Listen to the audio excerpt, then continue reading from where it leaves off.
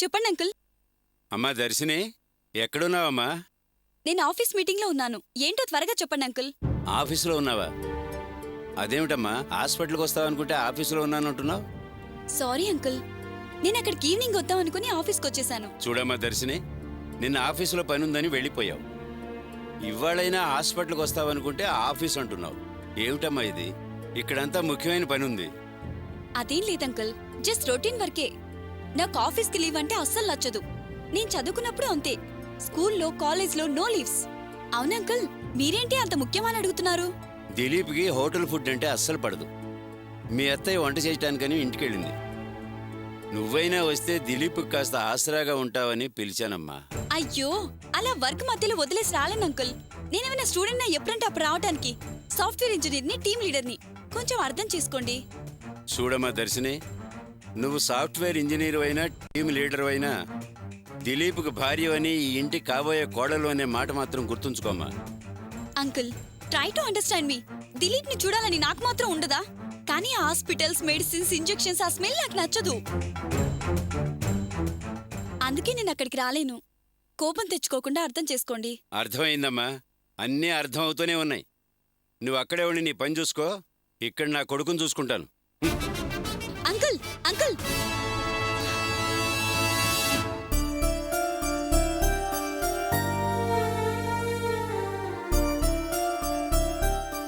ఏంటన్నా ఎవరితో అంత గట్టిగా మాట్లాడుతున్నారు? మీ అమ్మతో నాన్న. డ్రైవర్ ఇంకా రాలేదట. హాస్పిటల్కి రావడం ఆలస్యం అవుతుందని ఫోన్ చేసింది. సరే, క్యాంటీన్కి వెళ్ళి నీకేమైనా తీసుకురమ్మంటావా? అవును, దర్శిని రాలేదా? దర్శిని ఫోన్ చేసింది నాన్న. ఆఫీసులో అర్జెంట్ పని ఉందని నీకు చెప్పమంది. సరేనన్నా, మీరు వెళ్ళి ఏదైనా తీసుకురండి. ఏం తీసుకురమ్మంటావు? ఏదో మీకు నచ్చింది తీసుకురండి. అలాగే నాన్న.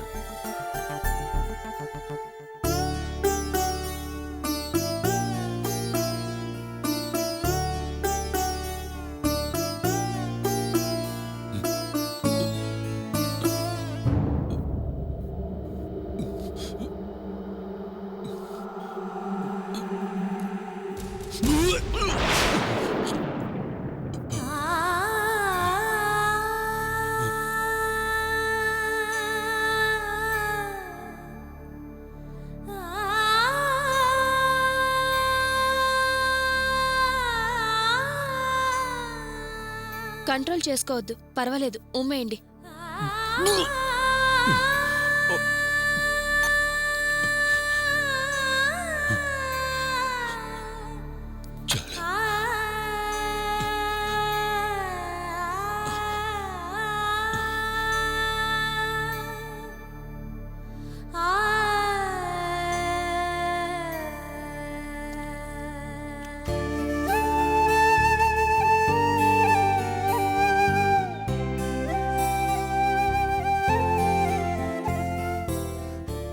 సారీ కావ్య. ఎందుకు సారీ? నువ్వు ఈ పని అంతా చేయటం నాకు ఇబ్బందిగా ఉంది. నేను ఈరోజు ప్రాణాలతో ఉన్నానంటే అందుకు కారణం నువ్వు. దాని ముందు ఇవన్నీ చాలా చిన్న విషయాలు. మంచినీళ్ళు తాగు.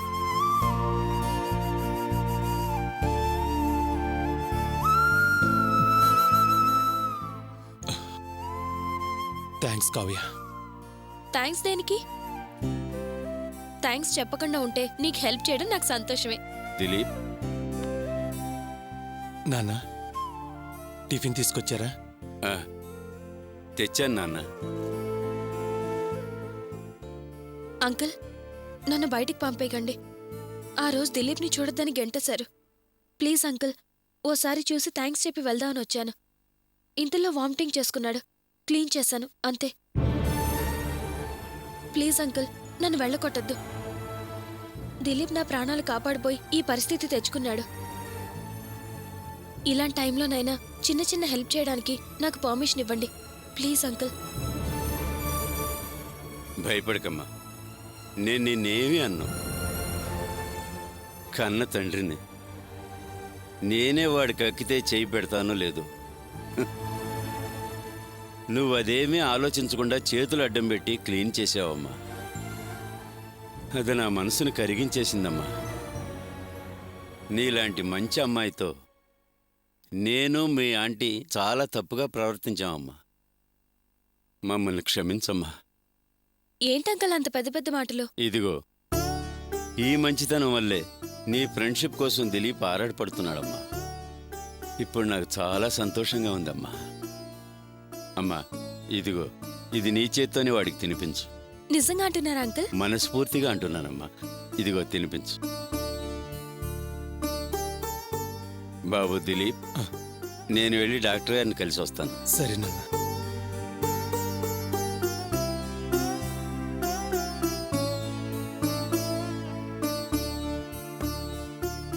సారీ కావ్య, మళ్ళీ సారీ ఎందుకు? నువ్వు నన్ను చూడ్డానికి వచ్చినప్పుడు నన్ను కలవనీయకుండా మా అమ్మా నాన్న నిన్ను పంపించేసినందుకు. దానికేగా అంకుల్ నాకు ఈ ఛాన్స్ ఇచ్చారు. అవును, నువ్వు ఆఫీస్కి వెళ్ళలేదా? మ్హూ. లీవ్ పెట్టాను. ఈ రోజు ఎలా అయినా నిన్ను చూడాలని డిసైడ్ అయిపోయా. అదేంటి కావ్య, డ్యూటీ ఫస్ట్ కదా, సాయంత్రం వస్తే పోయేది కదా.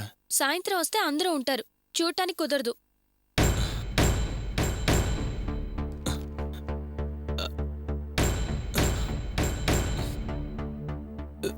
తినడానికి కష్టంగా ఉన్నట్టుంది, నేను తినిపించరా? ఏ, నేను తినిపిస్తే తినవా? అది కాదు, నువ్వు చూడు దిలీప్, ఇప్పుడు ఇక్కడ నువ్వు పేషెంట్వి, నేను చూడ్డానికి వచ్చిందాన్ని అంతే. తిను.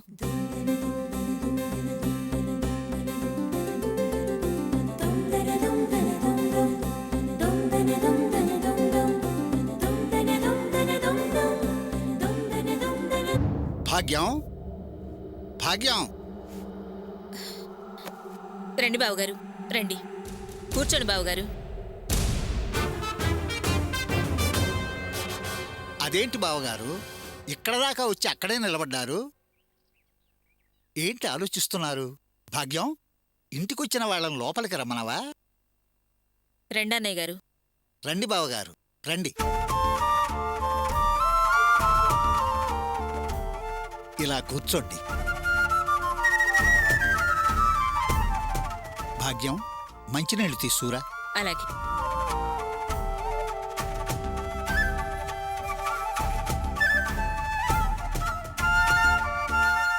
తీసుకోండి.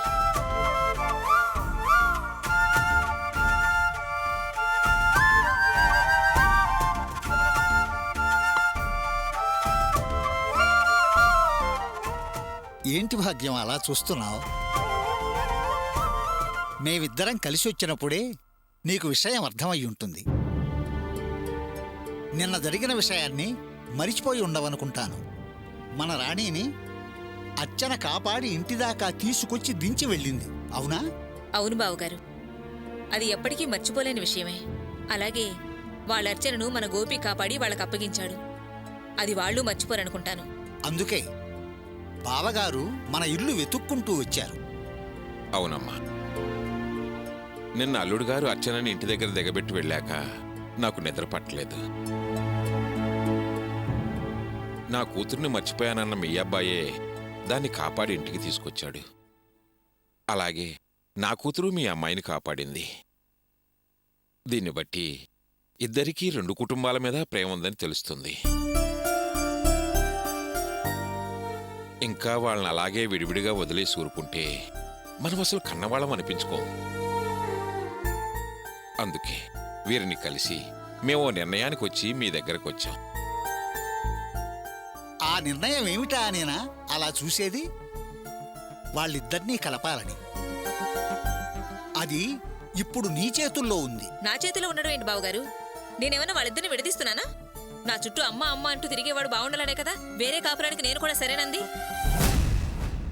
కాని వాళ్లే కదా వేరే కాపురం పెట్టిన తర్వాత మనకి వాళ్ళకి సంబంధాలు ఉండకూడదని షరతులు పెట్టింది. అది నచ్చకే కదా వాడు తిరిగొచ్చేసింది. దీన్ని బట్టి వాళ్ళు కలిసుండే విషయం వాళ్ళ చేతుల్లోనే ఉంది, నా చేతుల్లో ఏం లేదు. దానికి నన్ను అడుగుతారే? మీరన్నది నిజమేనమ్మా. వరలక్ష్మి పెట్టిన కండిషన్స్ నచ్చకనే అల్లుడు గారు వచ్చేశారు. అది అలాంటి కండిషన్స్ పెట్టడానికి ఒక రకంగా కారణం మీరే. అందుకే మీ దగ్గరకు వచ్చాం. ఏమన్నారు? నేను కారణమా? అర్థం కానట్ట ఆ ప్రశ్నేంటి భాగ్యం? ఆవిడలా కండిషన్ ఎందుకు పెట్టింది? ఎప్పుడైతే నువ్వు అర్చనను తరిమేసి తలుపు వేశావో అప్పుడు నీ వల్ల అర్చనకు రక్షణ లేదని, అర్చన ప్రశాంతంగా ఉండలేదని ఆ నిర్ణయం తీసుకుంది. వేరే కాపురం అంది. ఆ తర్వాత కండిషన్స్ వచ్చాయి. ఇప్పుడు చెప్పు, కారణం నువ్వు కాదా? ఇదేంటి బావగారు, మరీ అన్యాయంగా ఉంది. నేనేమన్నా మనసులైందన్నా రాక్షసునా? నాకు ఓ కూతురుందండి. దాన్ని రేపు అత్తారింటికి పంపాలి. దానికి అలాంటి ఇబ్బంది వస్తే నేను చూస్తూ ఉంటానా? లోకంలో ఆవిడగారికి కూతురున్నట్టు అలా మాట్లాడుతుంది. సందు దొరికితే ఏదో రకంగా చురుకులు వేసేది తను. బడబడ వాగేదనే తప్ప మరే పాపం ఎరుగను నేను. ఆ విషయం మీకు తెలీదు? చచ్చా, అలా అనకమ్మా.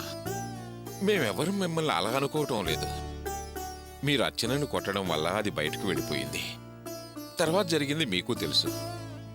అల్లుడు గారే తీసుకురాకపోతే అది మాకు దక్కేదే కాదు. అందుకే వరలక్ష్మి భయం. చూడండి, తన్ని ఇంటి నుంచి తన్ని తరిమేయాలన్న ఆలోచన నాకేమీ లేదు. అది నన్ను కొట్టడానికి చెయ్యెత్తింది. ఆవేశంలో నేనే కొట్టాను. తిన్నగా మీ ఇంటికి వస్తుందనుకున్నానే కానీ అలా వెళ్ళిపోతుంది అనుకోలేదు. అయినా మీ ఇంట్లో మాత్రం అత్తకోడలు గొడవలు ఉండవా? నేనొక్కదాన్ని రాచి రంపాన్ని పెట్టి అత్తగా ఇలా కనిపిస్తున్నానా? మీ ఇంట్లో అత్తకోడలు తల్లి కూతురులా మెలుగుతున్నారా? చెప్పరే. నిజమే. ఇప్పుడు మీరు ఆవేశంగా ఎలా మాట్లాడుతున్నారో అది అంతే అరుస్తుంది. తర్వాత కూర్చొని బాధపడుతుంది. అలాగే వాళ్ళ మధ్య గొడవలు వస్తుంటాయి. కానీ ఎప్పుడూ ఇంతదాకా రాలేదు. ఎందుకు రాలేదు? మీ ఆవిడ జయంతిని వాళ్ళ అమ్మని మెడబెట్టి బయటికి గెట్టించి అవమానించలేదా? ఆ పరిస్థితి వేరు. జయంతి అన్న అర్చన జీవితాన్ని నాశనం చేయాలని చూశాడు. దానికి ఆ తల్లి కూతుళ్ళు సపోర్ట్ చేశారు. అందుకే అలా చేయాల్సి వచ్చింది. ఆ రోజు కూడా ఇక్కడ పరిస్థితులు వేరే. మీ ఆవిడ తన కోడలు మెడపెట్టి బయటికి గెంటించడం తప్పు లేకపోతే నేను కూడా తప్పు చేయనట్టే లెక్క. వాళ్ళ తప్పు కానప్పుడు నాది మాత్రం తప్పెలా అవుతుంది? చాలే ఆపు. ఇలా దెప్పుకుంటూ పోతే ఎలా? మన అబ్బాయి కోడలు కలిసి సంతోషంగా ఉండాలన్న విషయం మాట్లాడుకోవద్దా? ఏదో ఒక గొడవ మొదలైతే ఎలా? నేనిప్పుడు గొడవ జరిగేలా ఏం మాట్లాడడం లేదండి. మీరిద్దరూ ఏ నిర్ణయం చేస్తారో చెయ్యండి. నాకు మాత్రం గోపి జీవితం బాగుండాలి. నీ మనసులో మాట నిజంగా అదే అయితే నువ్వే మనసు పెట్టి వాళ్ళు సంతోషంగా కాపలం చేసేటట్టు చూడాలి. నన్నేం చేయమంటారు? నువ్వు నేరుగా మీ వియపురాల దగ్గరికెళ్ళి 2 మాటలు మాట్లాడు చాలు. ఏం మాట్లాడాలి? ఇకపై ఇలాంటి తప్పు జరగదు. నన్ను చూసి భయపడాల్సిన పని లేదు. నాకు ఓ కూతురుంది. మీ అమ్మాయిని పంపించండి, దానితో సమానంగా చూసుకుంటాను అనాను. సంతోషంగా అర్చన్ను పంపిస్తుంది. ఏంటి బావగారు మీరనేది? నేనొచ్చి ఆవిడతో మాట్లాడాలా? అది జరగని పని. నేను ఇలా వెళ్ళి అలా అనగానే అర్చన పంపిస్తుందా? చూడండి బావగారు, లేనిపోని మాటలు చెప్పకండి. ఏదైనా జరిగే పని అయితే చెప్పండి. అలా అంటావేం భాగ్యం? మేం కలిసి ఆలోచించే చెబుతున్నాం. నువ్వు వెళితే అర్చనను ఖచ్చితంగా పంపిస్తుంది. అక్కడికి నేను రాలేను బావగారు, నన్ను ఇబ్బంది పెట్టకండి. ఇప్పుడే కదా గోపి జీవితం ఆనందంగా ఉండాలన్నావు, ఏమైనా చేస్తానన్నావు. నిజమే బావగారు, నేను నా కొడుకు జీవితం బాగుండాలనుకున్నట్టు ఆవిడ కూడా తన కూతురు జీవితం బాగుండాలి అనుకుంటే ఇక్కడికి వచ్చి మాట్లాడొచ్చు కదా. ఆమె మాత్రం నా గుమ్మం తక్కదు, నేను మాత్రం ఆ ఇంటికి వెళ్ళాలి. ఆడపిల్ల తల్లికి అంత నీళ్లు కూడా ఉంటే మగపిల్లాడి తల్లిని నాకెంత ఉండాలి? అంత దిగజారాల్సిన కర్మ నాకేమీ లేదు. అలాంటి విషయాలు ఆలోచించే టైమా ఇది భాగ్యం? ఎవరు ఎక్కువ తక్కువ అని ఇప్పుడు బేరీజులు వేసుకుంటారా? తల్లిగా కొడుకు మంచి కోరుకో, బాధ్యత తీసుకో. దానికోసం ఏమైనా చేయాలి భాగ్యం. ఇలా మూర్ఖంగా మాట్లాడితే ఎలా? లేదు బావగారు, నేను వెళ్ళి వాళ్ళ కాళ్ళ మీద పడి బతివులాడి నా కొడుకు జీవితాన్ని బాగు చేయమని ప్రాధేయపడలేను. నాకు నేనుగా నా మర్యాద తగ్గించుకోలేను. నిన్నేం బ్రతిమలాడి బామాలి నీ మర్యాద తగ్గించుకోమనలేదు. నేను చెప్పినట్టు 2 మాటలు మాట్లాడు చాలు. అలాంటప్పుడు ఆమెను మన ఇంటికి తీసుకొస్తే పోయేది కదా. అది కుదిరేది కాదు. మీరు మాట్లాడేది న్యాయంగా ఉందా బావగారు? ఆమె మాత్రం మన ఇంటికి రాదు, నేను మాత్రం ఆ ఇంటికి వెళ్ళాలి. నాకు కాస్త రోషం ఉందండి, ఉప్పు కారం తింటున్నాను. అయితే నువ్వు ఒప్పుకోనంటావు. సరే, నిన్నో మాట అడగనా భాగ్యం? వాసుకు పెళ్లి జరిగి వాడికి ఇలాంటి సమస్య వస్తే అప్పుడు ఇలాగే మాట్లాడేదానివా? చెప్పు భాగ్యం, నీ మనసును అడిగి నాకు సమాధానం చెప్పు. చెప్పు భాగ్యం, వాసు విషయంలో నువ్వు ఇలాగే ప్రవర్తిస్తావా? గోపి జీవితం అంటే లెక్క లేకుండా పోయింది. గోపి కాబట్టే ఇంత పట్టుదలతో ఉన్నావు. ఏంటి బావగారు ఆ మాటలు? నేను అలా అనుకునేదాన్ని కాదు. అబద్ధం ఆడకు. నువ్వనుకుంటున్నావు. నీ మనసులో తేడా ఉంది, అందుకే నీ చెప్పేది వినటం లేదు. నాకు తెలుసు, నీకు వాసు వేరు, గోపి వేరు. ఏమిటి బావగారు అలా అంటారు? మీరు మాట్లాడేది చాలా తప్పు. ఏ తల్లికైనా 2 బిడ్డలు 2 కళ్ళలాంటి వాళ్ళు. పాపం, ఎందుకు మీరు వారిని ఇబ్బంది పెడతారు? మీకు తెలియదు బావగారు, ఈమె ఇద్దరినీ 2 కళ్ళలా చూడటం లేదు. ఈమె దృష్టిలో ఓ కన్ను మంచిది, ఒక కన్ను గుడ్డిది. ఈమెకు వాసు వేరు, గోపి వేరు.